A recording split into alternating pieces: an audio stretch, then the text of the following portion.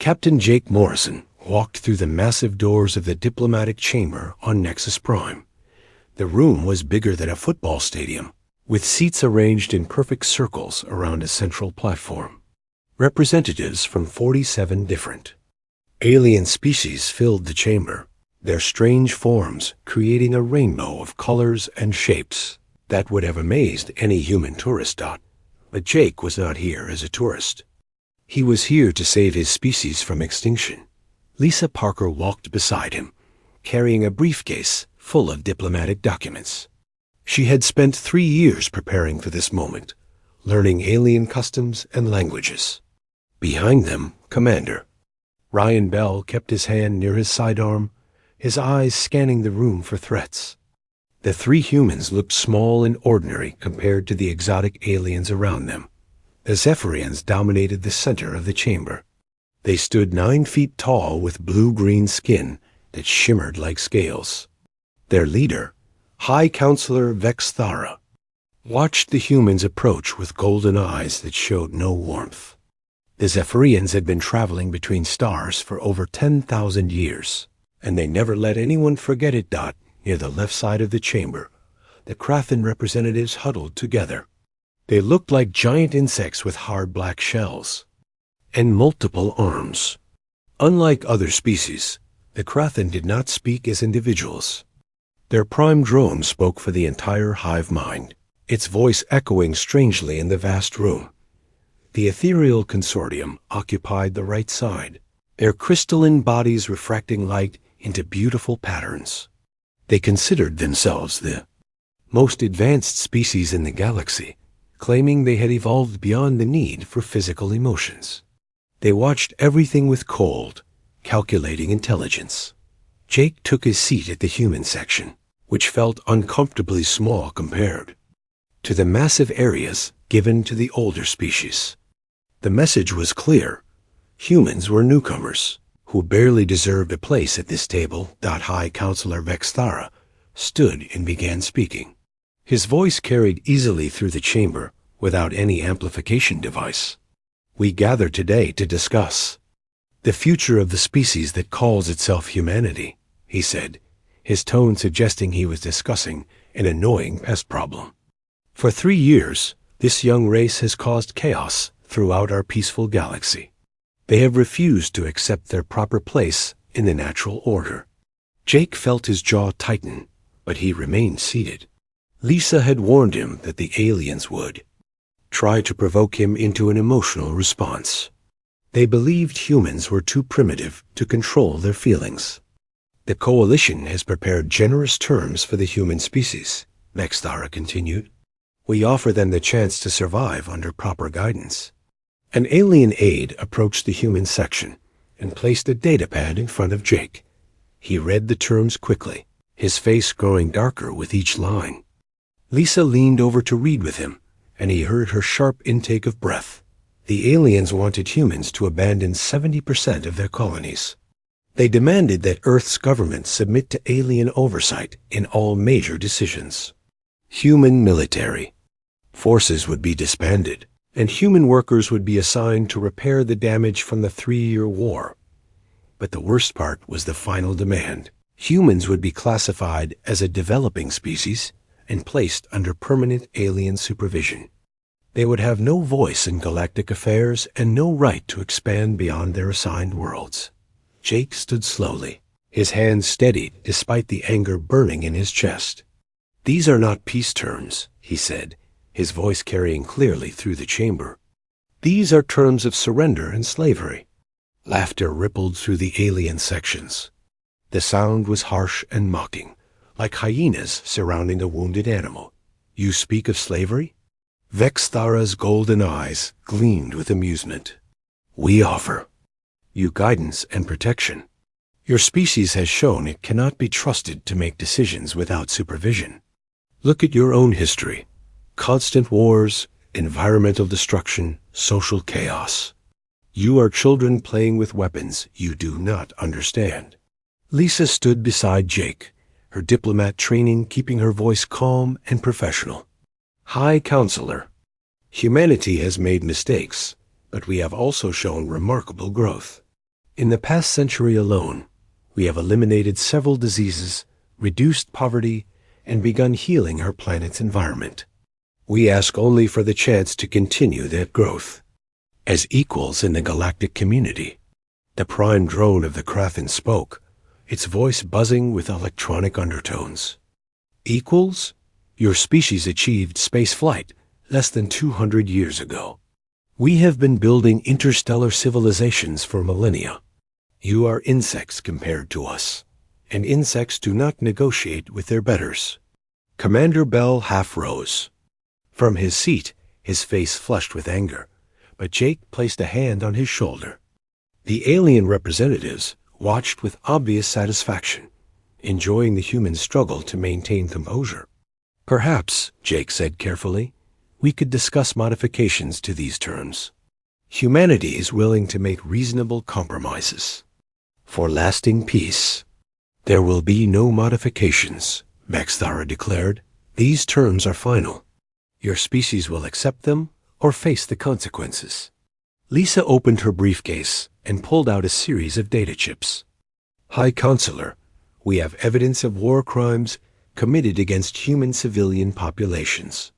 Surely these actions deserve consideration in any peace agreement. She activated a holographic projector, and images filled the air above the central platform. The scenes showed alien forces destroying human hospitals, schools, and refugee camps. Children ran screaming from burning buildings while alien soldiers watched without intervening. The chamber fell silent for a moment. Then Vexthara began laughing, a sound like breaking glass. Other alien representatives joined in, their various forms of laughter creating a horrible chorus. War crimes? Vexthara wiped moisture from his golden eyes. You cannot commit crimes against animals. These actions were necessary to teach your species proper respect for your evolutionary superiors. Perhaps if you had shown appropriate submission from the beginning, such lessons would not have been required. Jake felt something cold settle in his stomach. These beings were not negotiating in good faith. They had already decided humanity's fate before the talks began. You call us animals, he said quietly. But which of us is showing mercy? Which of us is seeking peace? Peace? The prime drone's voice buzzed with electronic static. There will be peace when you accept your place. You are clever animals, we admit. Clever enough to stumble into space travel through luck and stolen technology. But cleverness is not wisdom, and wisdom comes only with age. Vexthara stepped closer to the human section, his massive form casting a shadow over the three representatives. Your species has exactly 72 hours to accept our terms unconditionally. There will be no further negotiations, no modifications, no compromises. You will submit completely, or we will demonstrate why younger races should show proper respect to their elders. The threat hung in the air like poison gas. Jake looked around the chamber at the faces of beings who had already condemned his entire species to slavery or death. He saw no compassion, no justice, no hope for reasonable discussion. He stood and straightened his uniform jacket. Then these talks are over. Lisa and Commander Bell rose with him, their faces grim but determined. They gathered their materials and walked toward the exit, their footsteps echoing in the suddenly quiet chamber as they reached the massive doors. Vexthara called out one final insult. Run back to your little world, clever animals. Tell your leaders that their betters have spoken. 72 hours. The doors closed behind them with a sound like thunder. Jake Morrison, diplomat and soldier, had just watched the last hope for peace die in a room full of beings who thought humans were nothing more than entertaining pets. As they boarded their ship for the journey back to Earth, Jake activated his secure communications array. The message he sent was brief and coded, but its meaning was clear to those who would receive it. Negotiations failed. Prepare for war. The galaxy was about to learn that clever animals could be very dangerous when cornered. President Helen Davis sat at the head of the conference table in the underground bunker beneath. Washington, D.C. The room was filled with the most powerful military leaders on Earth, their faces grim as they read the message from Captain Morrison. The words were simple, but their meaning was clear. Humanity was about to face extinction. Admiral Carl Brooks, commander of the Solar Fleet, spoke first. His voice was heavy with worry. "The numbers are not good, Madam President. They have 50 ships for every one of ours.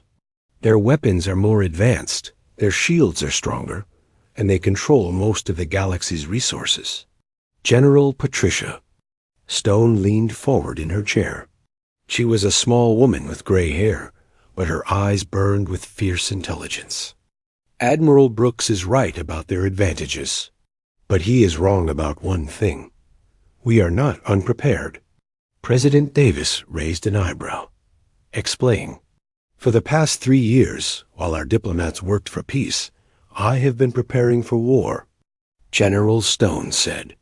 "I hoped we would never need these preparations, but I knew the aliens might not negotiate in good faith." She activated a holographic display of the table. Images of secret military bases appeared, hidden in asteroids and on remote moons. Shipyards working around the clock. Weapons factories producing equipment unlike anything the galaxy had seen before. "The Prometheus Project," she said, "named after the human who stole fire from the gods." Dr. Nathan Cross, a thin man with nervous hands, stood up from his seat. "The aliens make one critical mistake. They think we are still using the same technology we had 3 years ago. They are wrong." He pressed a button, and the display changed to show technical drawings of a new type of spacecraft engine. Standard galactic travel uses jump gates and hyperspace lanes, predictable routes that can be monitored and controlled. We have developed something different. President Davis studied the diagrams. "What am I looking at, Doctor?" "Freedom," Dr. Cross replied. "Our ships can now travel anywhere in the galaxy without using alien infrastructure. We can appear where they least expect us and disappear before they can respond. While they are bound to their ancient highways, we can travel through the wilderness." Lieutenant Colonel Amy Walsh, the military's chief weapons specialist, activated another display. "And when we arrive, we will not be carrying the same weapons they remember." The hologram showed sleek new designs that combined human engineering with captured alien technology. "We have studied every piece of alien equipment that fell into our hands. We reverse engineered their best weapons and improved them. Our new plasma cannons are 30% more powerful than Zephyrian models. Our shields can adapt to different energy frequencies in real time." Admiral Brooks looked skeptical. "Even with better weapons, we are still vastly outnumbered. How do we fight 50-1 odds?" General Stone smiled for the first time since the meeting began. "We don't fight fair. Fair fights are for sports. And games, this is survival." She changed the display to show a map of human space. "The aliens expect us to defend our worlds and wait for them to attack. Instead, we are going to take the war to them. Hit their supply lines, destroy their communication networks, and make them afraid to sleep at night." President Davis studied the battle plans. "This is a completely different kind of warfare than anything we have fought before." "Human warfare evolves, Madam President," General Stone replied. "In our history, we have learned to adapt quickly to new situations. The aliens have been fighting the same way for thousands of years. They have forgotten how to change." Dr. Cross pulled up another set of images. "There is something else. The alien coalition is not as united as they pretend. The Zephyrians think they are natural leaders. The Krathan believe their hive mind makes them superior. The Ethereals consider everyone else to be primitives. We can use these divisions against them." Lieutenant Colonel Walsh nodded. "Our intelligence networks have already identified key points of friction between the species. A few carefully placed operations could turn their alliance into a civil war. President Davis looked around the table at the assembled leaders. You are talking about turning the entire galaxy into a battlefield. The cost in lives will be enormous. The cost of surrender will be higher, General Stone said quietly. They do not want to rule us, Madam President. They want to break us, turn us into a slave species that exists only to serve their needs. Death is preferable to that fate. Admiral Brooks cleared his throat. What about our colonies? We have millions of civilians scattered across dozens of worlds. How do we protect them during this campaign? We don't abandon them, General Stone replied. But we also don't try to defend every world against overwhelming force. We evacuate who we can and make the aliens pay a heavy price for every world they take. Eventually, they will realize that conquering human space costs more than it is worth. Dr. Cross activated one final display. There is one more thing. The aliens think they understand human psychology. They believe we will panic when faced with superior force. They are wrong. Humans fight harder when their backs are against the wall. President Davis stood up slowly. Gentlemen, ladies, you are asking me to authorize a war that could destroy our civilization. Our civilization is already destroyed if we surrender, General Stone said. The choice is not between war and peace. The choice is between fighting for our freedom or accepting slavery. The room fell silent for a long moment. President Davis walked to the window that looked out over the capital city. Millions of people were going about their daily lives, unaware that their future was being decided in this underground room. Admiral Brooks began immediate mobilization of all military forces, she said without turning around. General Stone, you have full authority to implement your battle plans. Dr. Cross, I want every new weapon and every new ship ready for combat as soon as possible. She turned back to face the assembled leaders. And I want a message prepared for broadcast to every human world and every human ship. The aliens called us clever animals. They demanded that we kneel. They have forgotten something important about human history. What is that, Madam President? Admiral Brooks asked. Humans have never been good at following orders from bullies. Within hours, a message went out across human space. The content was simple, but the meaning was clear. The galaxy had chosen war over justice, and humanity would give them exactly what they asked for. On Earth, factories that had been producing consumer goods quickly changed to military production. Shipyards that built cargo vessels began constructing warships. Universities that taught literature and art started training military officers and engineers. The industrial power that had won 2 world wars, that had taken humanity from horse-drawn carriages to spacecraft in a single century, now focused entirely on one goal: survival. In space, human ships that had been carrying supplies and passengers began loading weapons and soldiers. Civilian pilots volunteered for military service. Colony militias organized themselves into military units. The sleeping giant was awakening, and the galaxy was about to discover that clever animals could be extremely dangerous when their survival was threatened. Captain Morrison's ship arrived at Earth just as the mobilization reached full swing. He could see the orbital shipyards working around the clock, their lights visible from millions of miles away. The planet that had been focused on peace was now preparing for the largest war in human history as his ship entered Earth's atmosphere. Morrison received a message from General Stone. It contained new orders and a new rank. He was no longer a diplomat trying to save the peace.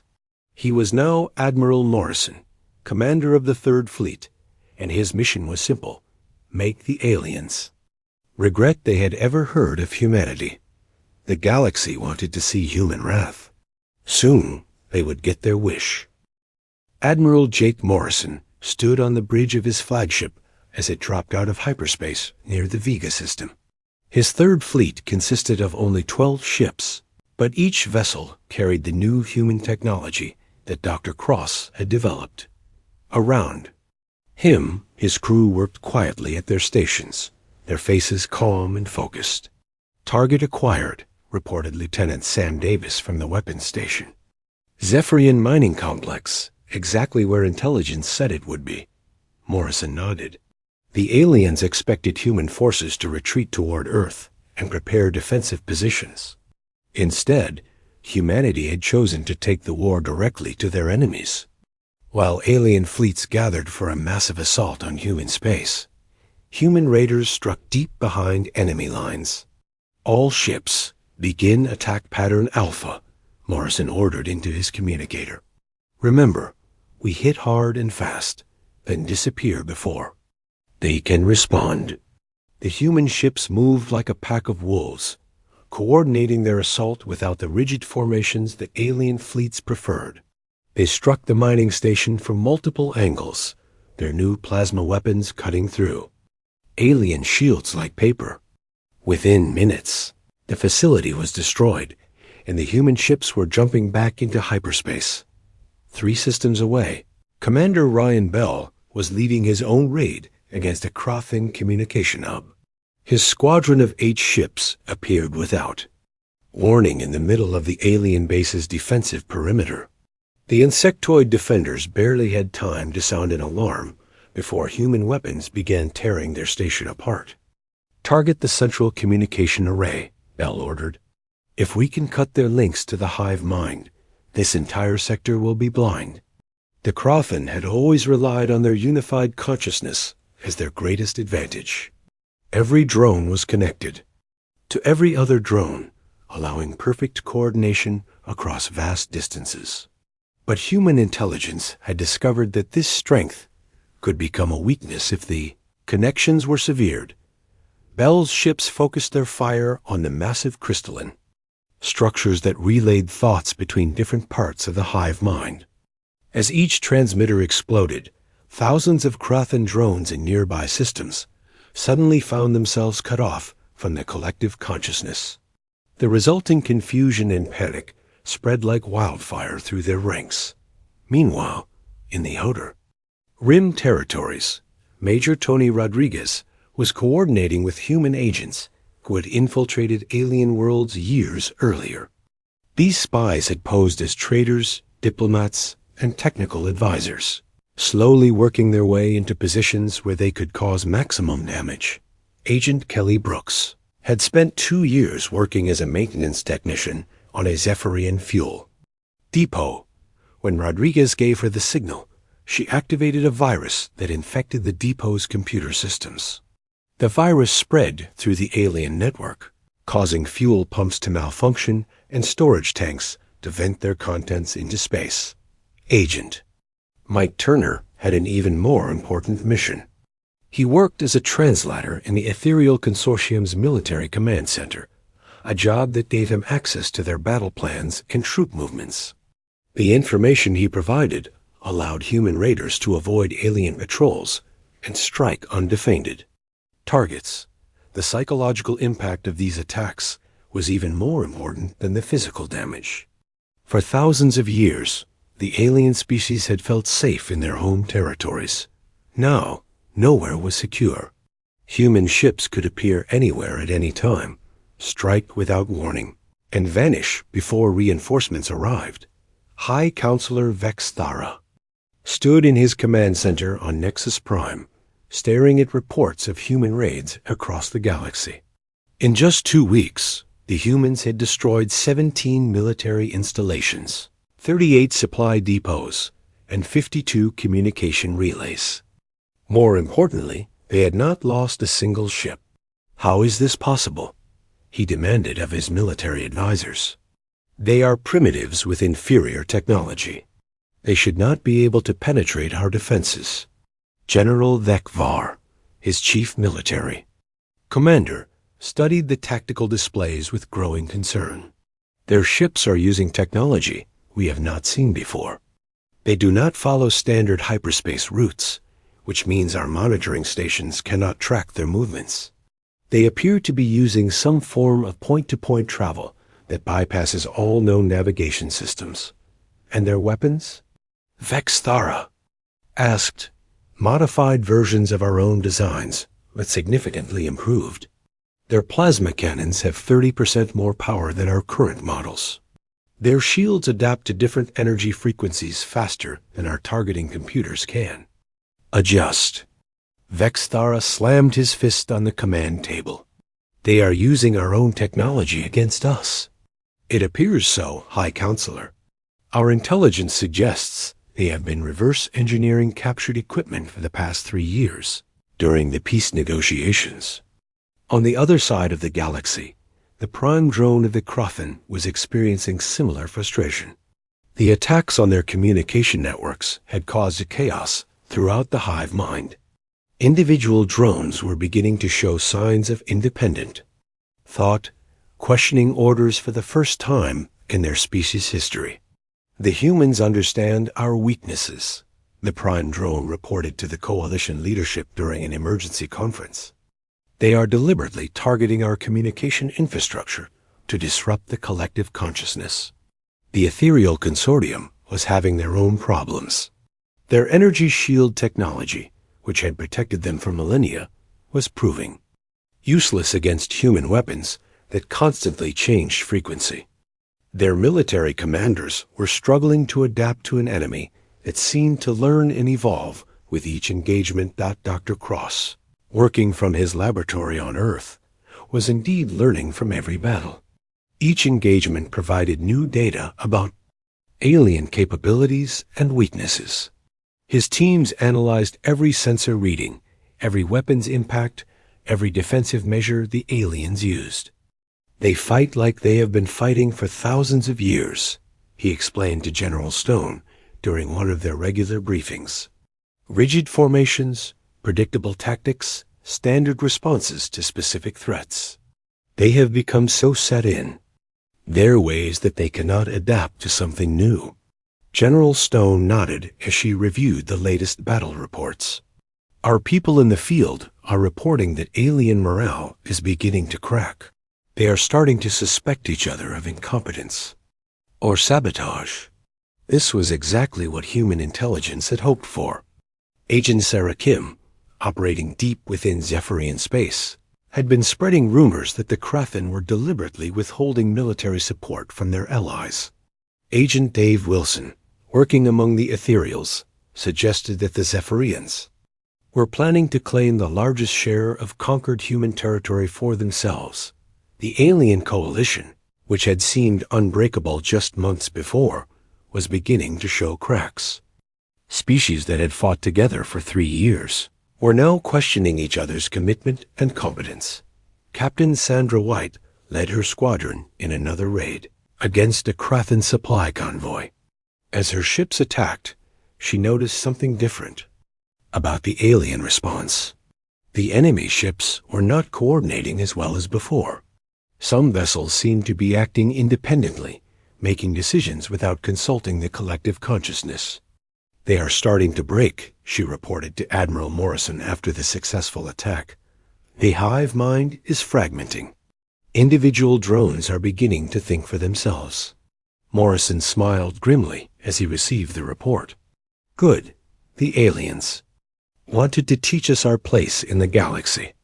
Instead, they are learning that clever animals can be very dangerous when they decide to hunt. The galaxy that had once looked down on humanity as primitive newcomers was now living in fear of human raiders. Supply convoys traveled with heavy escorts. Military bases maintained constant alert status. Communication networks implemented new security protocols daily, but the humans always seemed to be one step ahead. Their intelligence networks provided advance warning of alien movements. Their technology adapted faster than alien defenses could counter it. Most importantly, their determination never wavered. The hunter had indeed become the hunted, and the galaxy was beginning to understand that humanity's greatest weapon was not their technology or their tactics. It was their refusal to accept defeat, their ability to learn from every encounter, and their willingness to fight on no matter what the odds. The clever animals were proving to be apex predators, and the older species were starting to wonder if they had made a terrible mistake. Admiral Carl Brooks stood in the main command center on Earth, watching as dozens of fleet markers moved across the galactic display. Operation Prometheus was about to begin, the largest coordinated human offensive in history. After 6 months of guerrilla warfare, humanity was ready to strike a decisive blow against the alien coalition. "All fleets report ready," announced Colonel Lisa Parker from her communications station. She had been promoted after her service as a diplomat and now coordinated the complex operation from Earth's command center. "Begin Operation Prometheus," Brooks ordered. "All units, execute your assigned missions." Across the galaxy, human fleets emerged from hyperspace simultaneously. The carefully planned assault targeted 12 key systems that formed the backbone of alien military power. Each attack had been designed to cripple specific enemy capabilities while avoiding their strongest defenses. Admiral Morrison led the assault on Nexus Prime itself, the galactic capital where the failed peace talks had taken place. His fleet of 30 ships faced a defensive force 3 times larger, but human tactics had evolved far beyond simple ship-to-ship combat. "All ships, implement Pattern Delta," Morrison commanded as his fleet approached the heavily fortified system. "Remember, we are not here to occupy territory. We are here to send a message." The human ships moved in coordinated groups, each squadron attacking from a different angle. Instead of engaging the main defensive fleet, they targeted the orbital facilities around Nexus Prime, command centers, communication relays, and military shipyards exploded under concentrated human fire. The alien defenders found themselves fighting an enemy that refused to follow traditional battle doctrine. When Zephyrian ships moved to intercept one human squadron, another group would appear behind them and attack their supply ships. When the aliens concentrated their forces to protect one facility, the humans would strike 3 others simultaneously. Commander Bell led his squadron in a daring assault on the main Zephyrian naval base in the Altair system. Intelligence reports indicated that the alien fleet was gathering there for a massive counterattack against Earth. Bell's mission was to prevent that attack from ever launching. "Enemy fleet detected," reported his sensor operator. 230 vessels, including 12 heavy battleships. "Understood," Bell replied calmly. "All ships, begin approach Vector Charlie. Remember, we are not trying to defeat them in a fair fight." The human ships approached the Zephyrian fleet using a route that took them through an asteroid field. The aliens, confident in their superior numbers, moved to intercept the small human force. They expected an easy victory against what appeared to be a desperate attack. Instead, they flew into a carefully prepared trap. Human ships had been placing mines and automated weapons platforms throughout the asteroid field for weeks. As the Zephyrian fleet entered the field, hidden weapons began firing from all directions at the same moment. Admiral Morrison's reserve fleet emerged from hyperspace behind the alien formation. The Zephyrians found themselves caught between 2 human forces in a field full of deadly surprises. "All ships, concentrate fire on their command vessels," Morrison ordered. "Target their flagship first." The battle that followed would be studied in military academies for generations.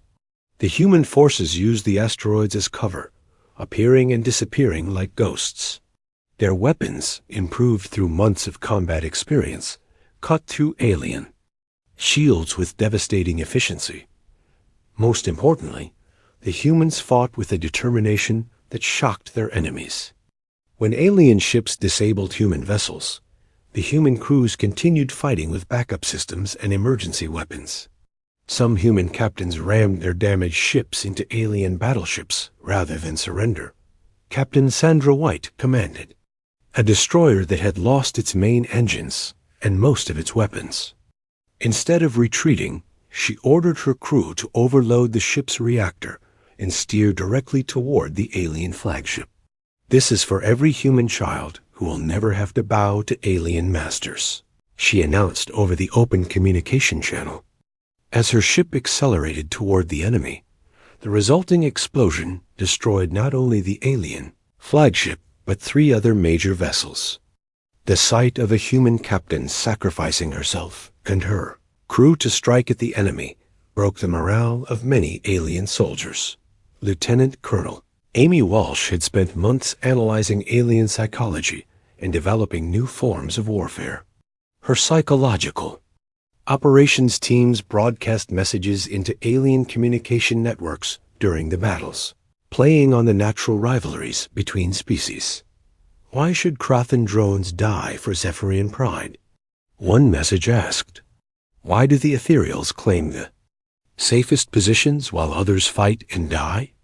These messages, combined with the shock of seeing their supposedly superior fleets being defeated, caused cracks to appear in alien discipline.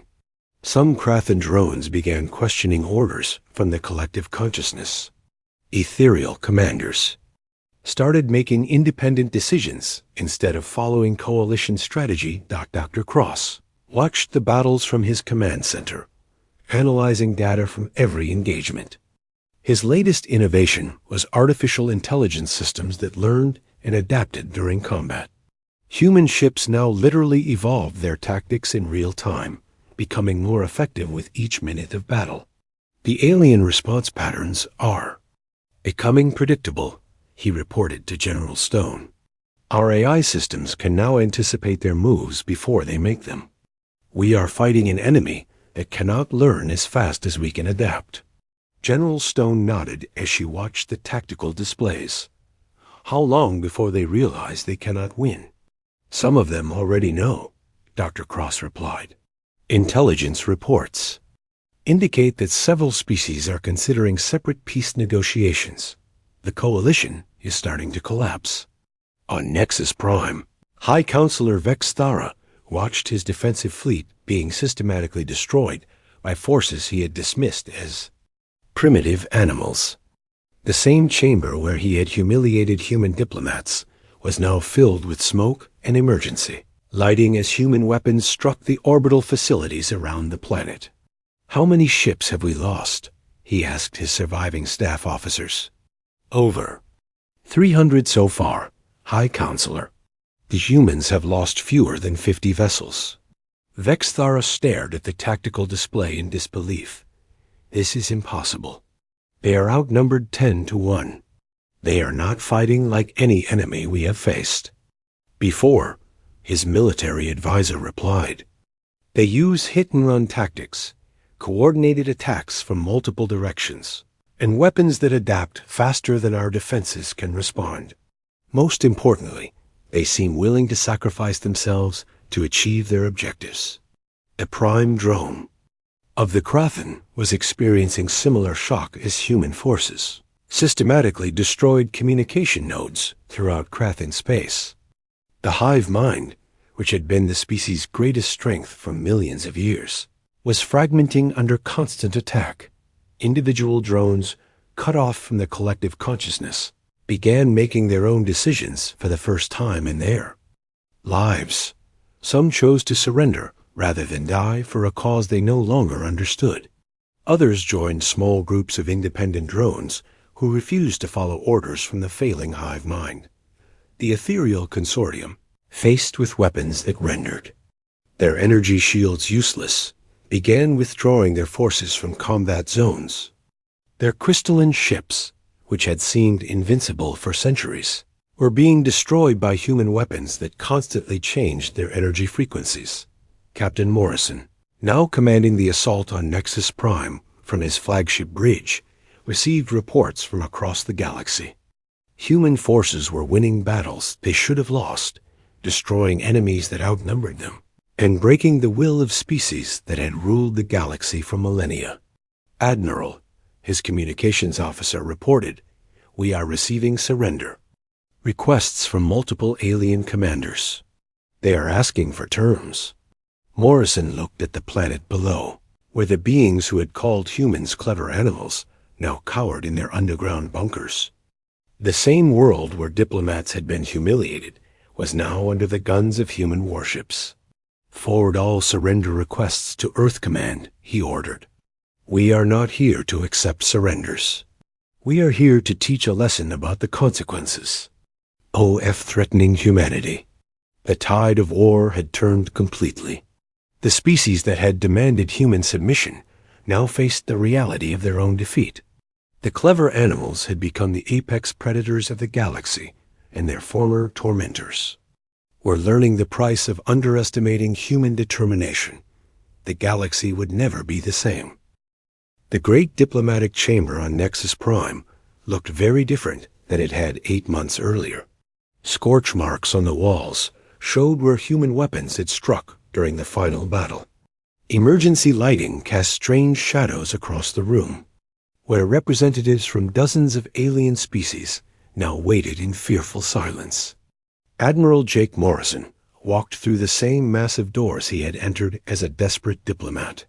Now he wore the uniform of a victorious commander, flanked by General Patricia Stone and President Helen Davis herself. The 3 humans looked calm and confident as they took their seats at what had once been the smallest section in the chamber. The alien representatives filled less than half the room now. Many species had surrendered individually rather than face total destruction. The Zephyrian delegation sat in what had once been the place of honor, but High Counselor Vic Thara looked like a broken old man rather than a proud leader. The Krathan representatives were the most changed of all. Without their unified hive mind, individual drones had learned to think for themselves. They no longer spoke with one voice, and many seemed confused about their own identity. The collective consciousness that had defined their species for millions of years had shattered under human attacks. A ethereal consortium had sent only a few representatives.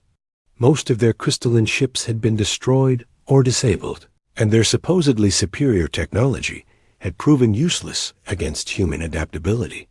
They sat quietly, their once bright forms now dim with defeat. President Davis stood and addressed the assembled aliens. Her voice carried clearly through the chamber without any need for amplification. 8 months ago, you called us clever animals, she began. You demanded that we surrender our colonies, our government, and our freedom. You gave us 72 hours to accept terms that would have made us slaves. The alien representatives shifted uncomfortably in their seats. Many refused to meet her eyes. We rejected those terms, Davis continued, not because we wanted war, but because freedom is not something that can be negotiated away. Today, we are here to discuss new terms of surrender. High Counselor Vex Thara rose slowly from his seat. His golden eyes, which had once blazed with arrogance, now showed only exhaustion and defeat. President Davis, he said, his voice barely above a whisper, the Zephyrian Collective formally surrenders to human forces. We ask for mercy. Similar declarations followed from around the chamber. Species that had ruled the galaxy for thousands of years now begged for compassion from the beings they had dismissed as primitives. General Stone activated a holographic display that showed the current military situation. Human fleets controlled key systems throughout the galaxy. Alien military forces had been scattered or destroyed. Supply lines had been cut, communication, networks disrupted, and industrial centers captured or neutralized. The war is over, Stone announced. Human forces have achieved total victory. The question now is what kind of peace we will build. President Davis walked to the center of the chamber, standing on the same platform where Vex Thara had delivered his ultimatum months earlier. You expected us to demand harsh terms, she said. You expected us to treat you the way you planned to treat us. You are wrong. She activated another display that showed the human peace proposal. The terms were firm but fair, focusing on justice rather than revenge. First, all species will recognize human sovereignty and territorial rights. There will be no more talk of evolutionary superiority or natural hierarchies based on age. Merit and contribution will determine a species' standing in the galactic community, not the accident of early space travel. Several alien representatives looked surprised. They had expected demands for tribute and territorial concessions. Second, war criminals will face trial for their actions against human civilians. This includes commanders who ordered attacks on hospitals, schools, and refugee centers. However, entire species will not be punished for the crimes of their leaders. The prawn drone of the Krathen, speaking as an individual for the first time in its life, asked hesitantly, "What of our military forces? What of our fleets and weapons?" Admiral Morrison answered, "Existing military forces will be reduced to defensive levels only. No species will be permitted to maintain offensive capabilities that could threaten galactic peace. A permanent human peacekeeping fleet will patrol the galaxy to ensure compliance." This caused murmurs of concern among the alien representatives. The idea of permanent human oversight was difficult to accept, but they were in no position to negotiate. Third, President Davis continued, reparations will be paid for war damages and reconstruction costs. However, these payments will be reasonable and will not cripple any species' economy. We are interested in building a sustainable peace, not creating conditions for future resentment. Dr. Nathan Cross, now serving as head of the Galactic Reconstruction Initiative, presented the final element of the peace terms.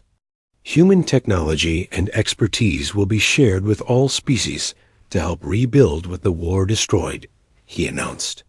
We will work together to heal the galaxy's wounds and create a better future for everyone. This was the most surprising term of all. The aliens had expected the victorious humans to hoard their technological advantages. Instead, humanity was offering to share the very innovations that had won the war. An ethereal representative, its crystalline form flickering weakly, spoke up. "Why would you share your technology with defeated enemies?" President Davis smiled. "Because we are not your enemies. We never were. You made us enemies by refusing to treat us as equals. Now we have the chance to build something better." High, Counselor Vexthara stood again, his voice stronger than before. "These terms are more generous than we deserve, more generous than we would have offered if our positions were reversed." "That," said General Stone, "is exactly the point. Humans fight fiercely when threatened, but we are also capable of mercy when victory is achieved. This is what separates us from those who believe might makes right." The formal surrender ceremony took place in the same chamber where human diplomats had been humiliated. But now the humans stood as the architects of a new galactic order, one based on justice rather than ancient prejudices. As each species formally accepted the peace terms, President Davis made one final address to the assembled representatives. "You called us clever animals and demanded we kneel. You forgot that humans have always been most dangerous when underestimated. But you also forgot that we are most generous when victory is achieved with honor." She paused and looked around the chamber at the faces of beings who had learned to respect humanity through hard experience. The old galaxy was ruled by fear and the worship of age over achievement. The new galaxy will be governed by cooperation and mutual respect. Those who prove themselves worthy partners will find humanity to be their greatest allies. Those who threaten the peace will discover that our capacity for war has not diminished. Admiral Morrison stepped forward to deliver the final words of the ceremony. "This war began because you refused to recognize our dignity as a species. It ends with us offering you the respect you denied us. Remember this lesson. Peace is not maintained by the strong dominating the weak, but by the just protecting the innocent." The ceremony concluded with the signing of the Nexus Accords, the treaty that would govern galactic civilization for generations to come. The same chamber that had witnessed humanity's diplomatic humiliation now saw the birth of a new era of galactic cooperation. Outside the chamber, Construction crews were already beginning repairs to the battle-damaged station. Human engineers worked alongside alien technicians, sharing knowledge and techniques that would help rebuild the galaxy. The memorial that would later be erected on Earth carried a simple inscription. They demanded we surrender our dignity. We chose to surrender nothing but our innocence. The galaxy had learned its lesson. The clever animals had become its guardians, and the stars themselves seemed brighter for it. Humanity's wrath had been terrible to behold, but their mercy proved even more powerful. The species that had been dismissed as primitive newcomers now stood as the moral conscience of the galaxy, ensuring that such a war would never happen again.